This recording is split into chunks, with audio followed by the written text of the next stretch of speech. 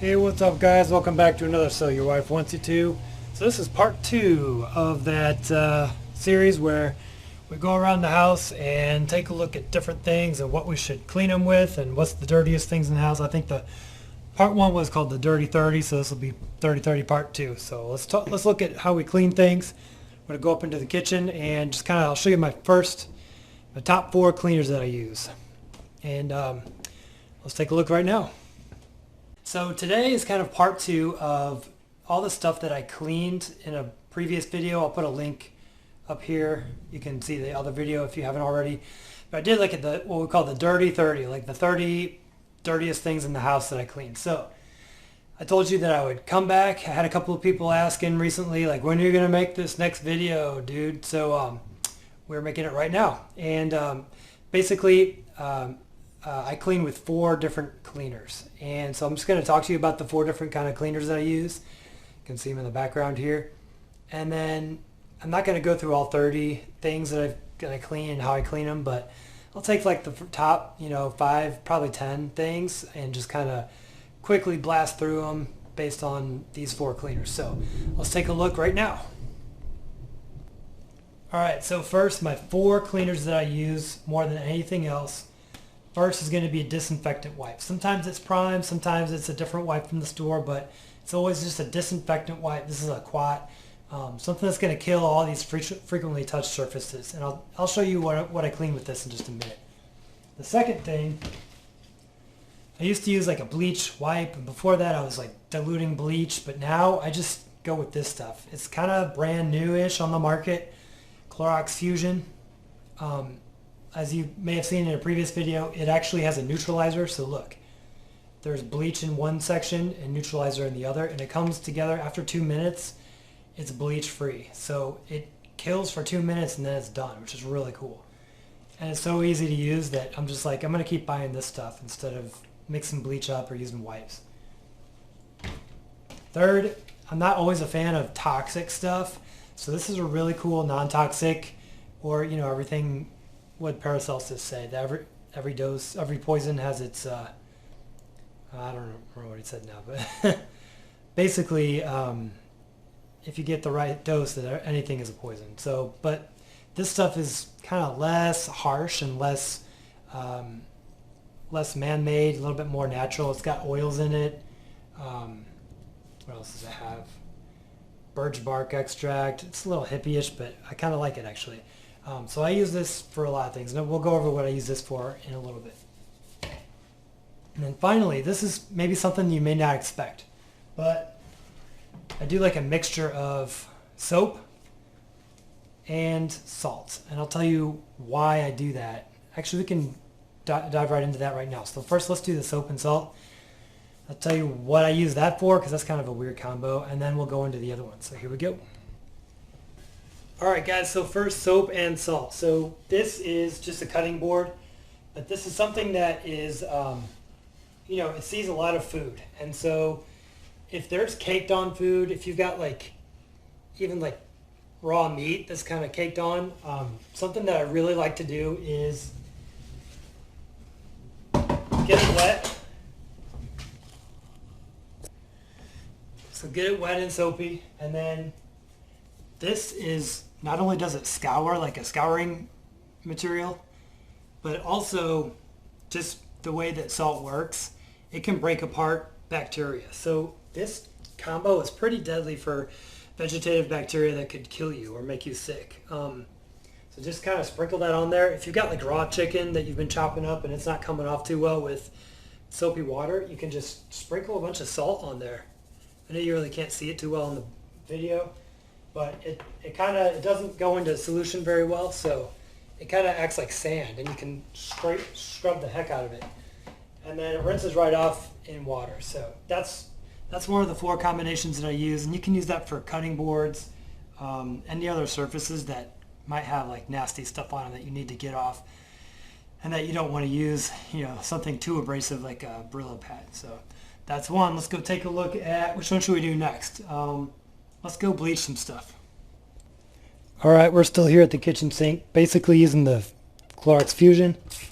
So spray the heck out of that. We can even spray it in the drain. And we're just going to let that sit. It does smell like bleach for about a minute, but man, it just neutralizes and then it's gone.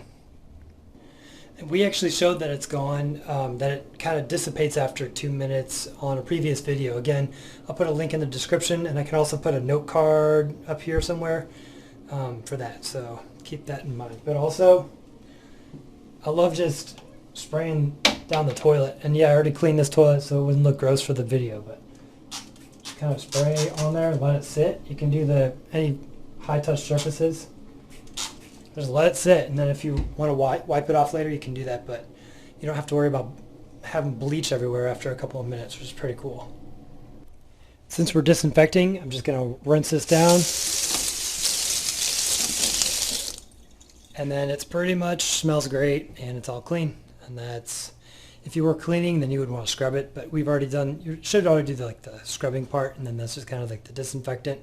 And if you actually rub that, you can get a little bit of extra stuff off of it. I'll show you.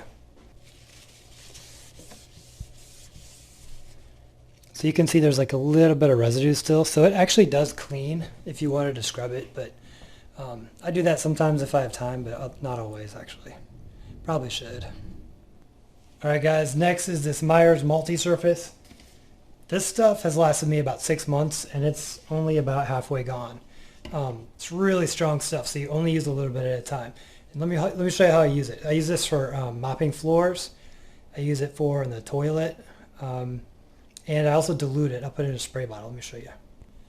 So I'll do a capful of this concentrate in a spray bottle like this, and then just fill it up with tap water. And man, that's a great cleaner. It's perfect solution. And then let me show you how I do the mop water too. Alright, I just do 1 capful, which is like, whoa, that much. That's a really big capful.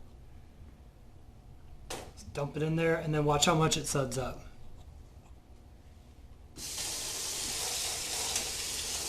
I'll do a time lapse so you don't have to watch the whole thing, but you can see the first few seconds it suds it up pretty good. Man, it's really strong stuff. It's pretty cool.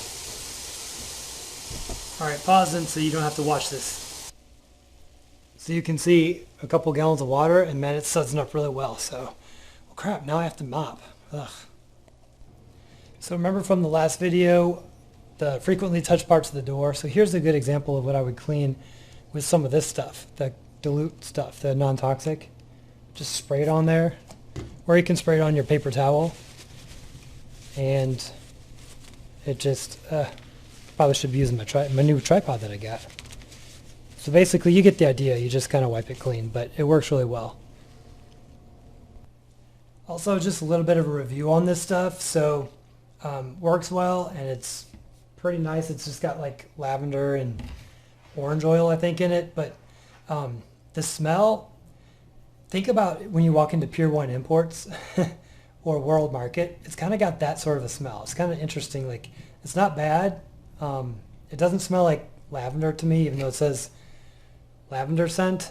I think it smells like literally like Pier 1 Imports or World Market, which is really weird, but that's just what it smells like to me. All right, let's talk about the last thing, the disinfectant wipes. I'll show you what I use it for.